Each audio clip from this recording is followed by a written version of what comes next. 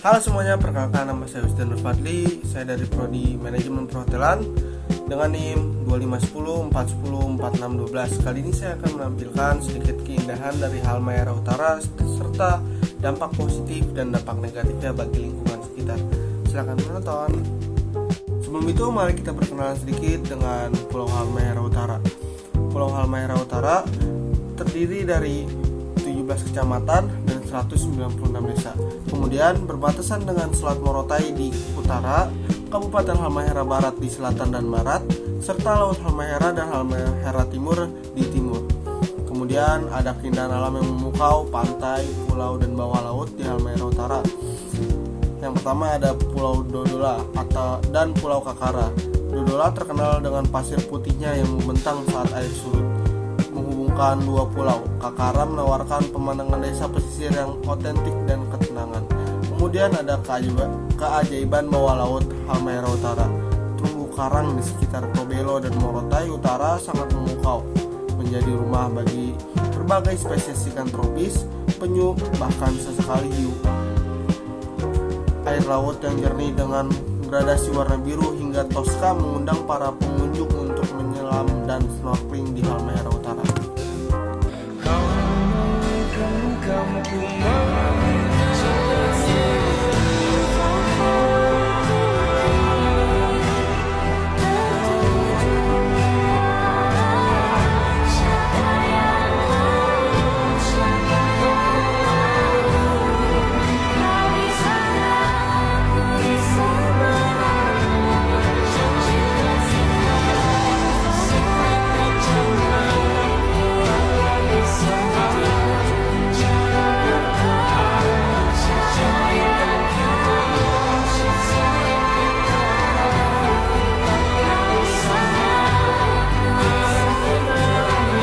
Setelah itu, mari kita langsung bahas dampak positif dan negatif bagi pariwisata Halmahera Utara untuk warga sekitarnya. Yang pertama ada dampak ekonomi positif bagi warga sekitar, yaitu ada peningkatan devisa daerah dengan aliran dana dari wisatawan domestik dan mancanegara, mempercepat dan memperkuat kas daerah. Yang kedua ada peluang kerja lokal, yaitu membuka lapangan-lapangan kerja bagi penduduk lokal, menciptakan berbagai jenis lapangan kerja mulai dari pemandu wisata, pengelola penginapan, hingga industri kreatif dan souvenir. Yang ketiga, bisa mendorong UMKM warga sekitar. Pariwisata menjadi pasar potensial bagi produk-produk lokal termasuk kuliner, kerajinan tangan, dan layanan transportasi. Kemudian ada dampak ekonomi negatif, yaitu ketergantungan dan kenaikan harga lokal. Ketergantungan sektor tunggal. Jika pariwisata menjadi sektor dominan, fluktuasi pasar atau krisis global seperti pandemi dapat menyebabkan kerentanan ekonomi yang parah bagi daerah. Yang kedua ada inflasi lokal, yaitu kenaikan harga. Masuknya wisatawan dengan daya beli lebih tinggi dapat mendorong kenaikan harga kebutuhan pokok dan tanah, membuat masyarakat kesulitan memenuhi kehidupan sehari-harinya. Yang ketiga ada kebocoran ekonomi atau leakage. Sebagian besar keuntungan mungkin tidak tinggal di daerah karena dikuasai oleh operator tur atau hotel besar di luar daerah. Yang kedua ada dampak sosial budaya. Yang pertama ada dampak sosial budaya positif, yaitu ada pelestarian adat dan pertukaran budaya bagi masyarakat Halmahera Utara. Yang pertama ada revitalisasi kesenian lokal. Perminatan pertunjukan seni dan budaya oleh wisatawan mendorong masyarakat untuk mempertahankan dan mengembangkan tradisi adat mereka.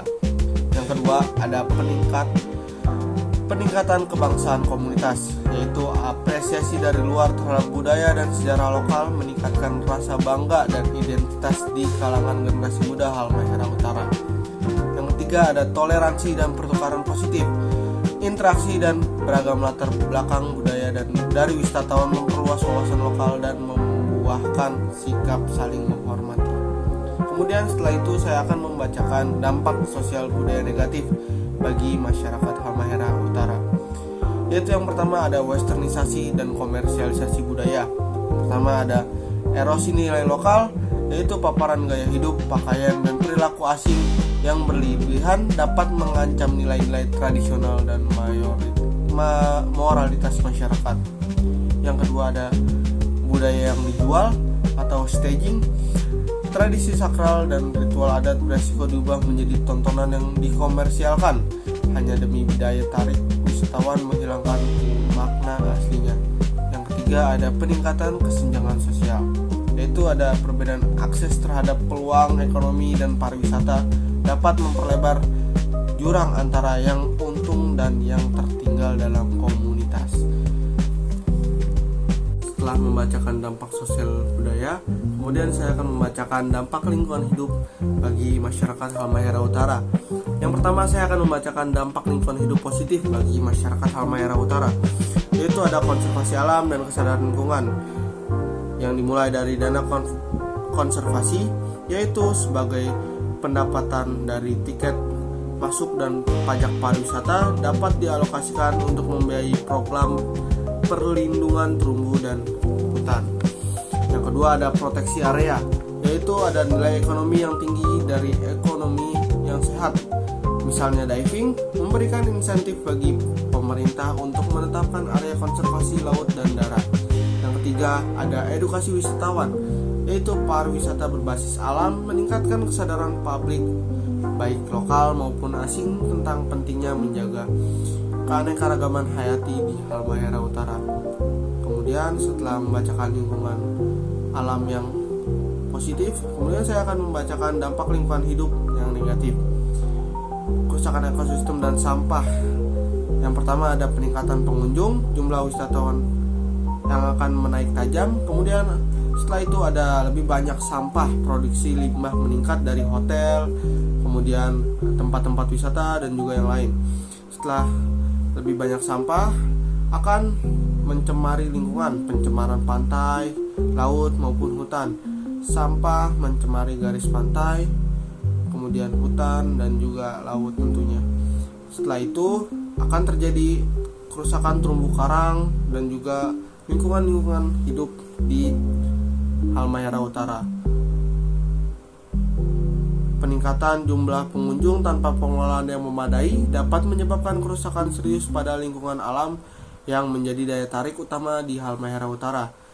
Yang pertama ada pembangunan infrastruktur, yang kedua ada volume sampah domestik dan plastik meningkat drastis melebihi kapasitas pengolahan lokal jika pengunjung tidak dikelola dengan benar. Yang ketiga ada aktivitas air yang tidak bertanggung jawab, misalnya perahu membuang jangkar sembarangan dapat merusak terumbu karang yang rentan akan kerusakan.